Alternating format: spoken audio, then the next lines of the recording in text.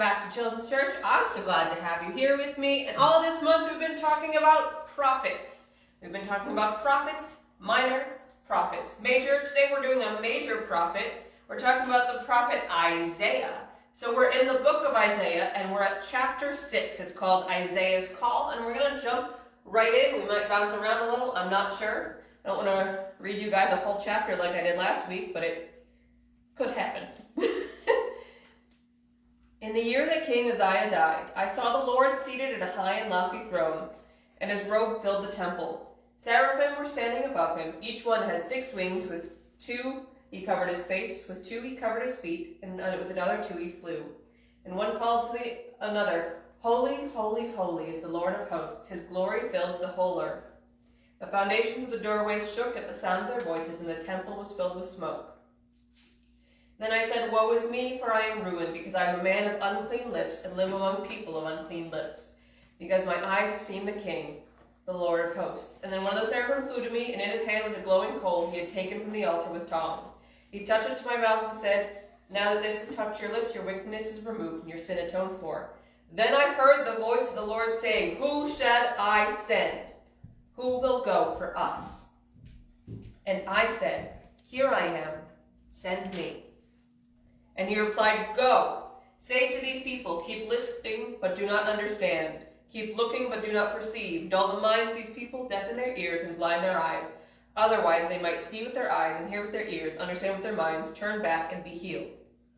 Then I said, "Until when, Lord?" He replied, "Until cities lie in ruins without inhabitants, houses without people, land is ruined and desolate.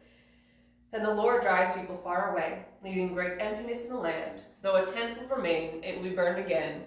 Like the terebinth or the oak that leaves stump when felled, the holy seed is the stump." Whew! That is a rough one. I'm going to read you guys what my Bible has to say about that particular chapter, because I did it again. I read you a whole chapter. God called Isaiah. When Isaiah was called to be a prophet of God, he had a vision. Isaiah saw the Lord seated on his throne in heaven. Seraphim stood above him, praising him. And Isaiah was frightened because he knew his sins made him unclean.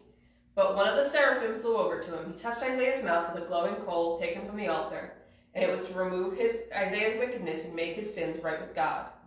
Isaiah heard the Lord saying, "Who should I send?" So Isaiah said, "Here I am, Lord. Send me."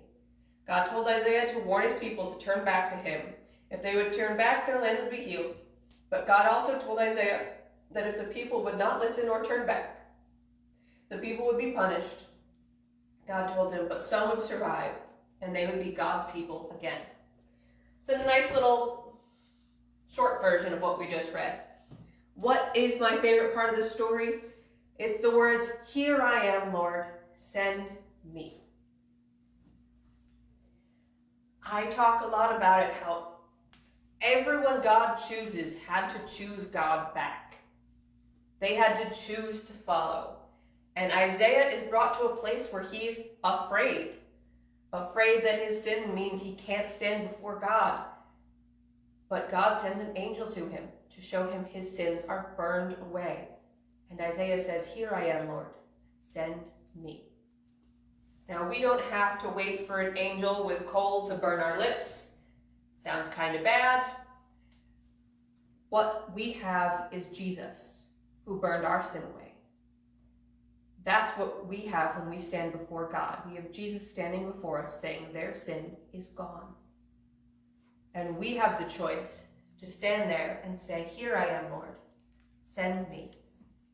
That's what I want you guys to remember about Isaiah. He brought good news, he brought bad news, but most of all, when he saw God face to face, he said, "Here I am, Lord, send me."